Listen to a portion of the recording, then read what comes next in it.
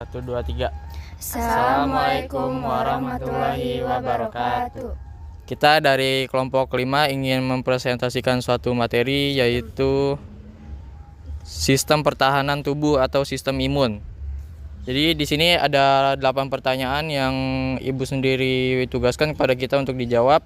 Dan sebelum masuk ke jawaban dari pertanyaan tersebut, izinkan saya memperkenalkan kelompok saya. Dan saya sendiri ada Muhammad Andriansyah Yuda, dan di sini ada Khairunisa, Arneli Sopi, Aditya Fauzi.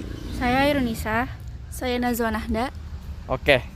Jadi sebelumnya mohon maaf Bu, baju kita tidak sesuai dengan baju hari pramuka karena baju kita dicuci dan juga setidaknya warnanya agak sama lah Bu. Kita warnanya coklat-coklat juga. Oke.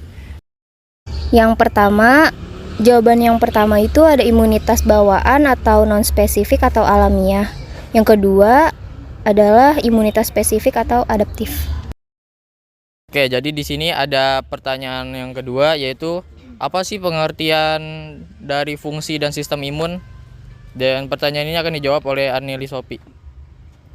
Pengertian sistem imun adalah sistem daya tahan tubuh terhadap serangan substansi asing yang terpapar ke tubuh kita.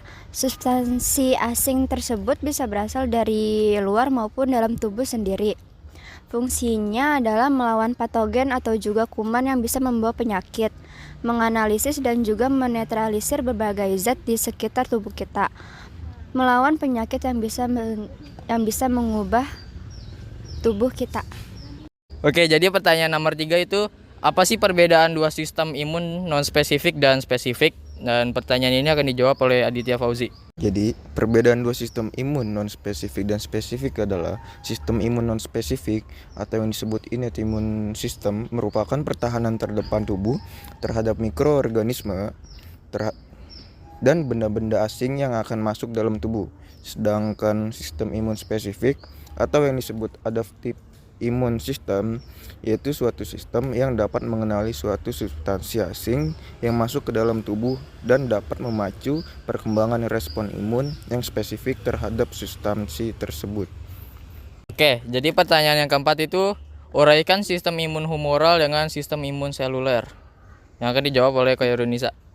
Yang pertama itu ada imunitas humoral, adalah aspek imunitas yang didominasikan oleh makromolekul yang ditemukan dalam cairan ekstraseluler seperti antibodi yang disekresikan, protein komplemen, dan peptida antimikroba tertentu. Yang kedua ada imunitas seluler, merupakan respon imun yang bertanggung jawab terhadap serangan infeksi mikroba intraseluler seperti Salmonella typhi. Jadi yang keenam akan dibacakan oleh Andriansyah Yuda. Yang pertanyaannya adalah jelaskan perbedaan kekebalan aktif dengan kekebalan pasif buatan dan alami disertai contohnya.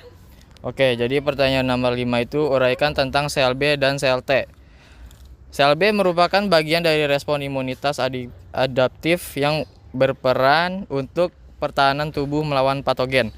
Dan sel T kerap disebut sebagai limfosit T karena merupakan salah satu jenis limfosit sel darah putih bersama dengan sel B. Oke, jadi pertanyaan nomor 6 itu jelaskan perbedaan kekebalan aktif dengan kekebalan pasif buatan dan alami disertai contohnya. Yang akan dijawab oleh Aditya Fauzi sekali lagi. A. Kekebalan aktif alami. Kekebalan tubuh yang diperoleh tubuh setelah seseorang sembuh dari serangan suatu penyakit. B. Kekebalan aktif buatan, diperoleh dari luar tubuh, yakni setelah tubuh mendapatkan vaksinasi.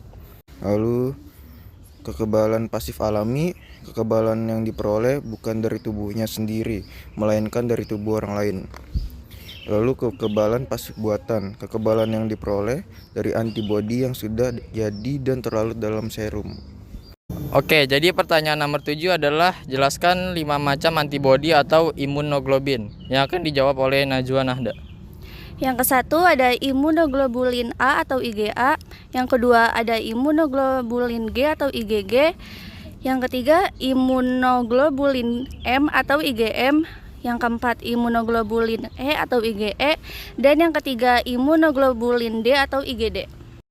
Oke, jadi pertanyaan terakhir yang akan saya jawab sendiri yaitu uraikan tentang penyakit yang berhubungan dengan sistem imun. Yang pertama itu ada diabetes tipe 1, yang kedua ada multiple sclerosis, dan yang ketiga ada systemic lupus erythematosus atau SLE, dan yang terakhir ada penyakit Edison. Oke, jadi itu adalah presentasi kami dari kelompok 5 tentang sistem pertahanan tubuh atau sistem pertahanan imun. Dan mungkin ini bakal jadi presentasi kami di kelas 11 dan semoga kita bisa berjumpa lagi, Bu Sri. Terima kasih. Assalamualaikum warahmatullahi wabarakatuh. Assalamualaikum warahmatullahi wabarakatuh.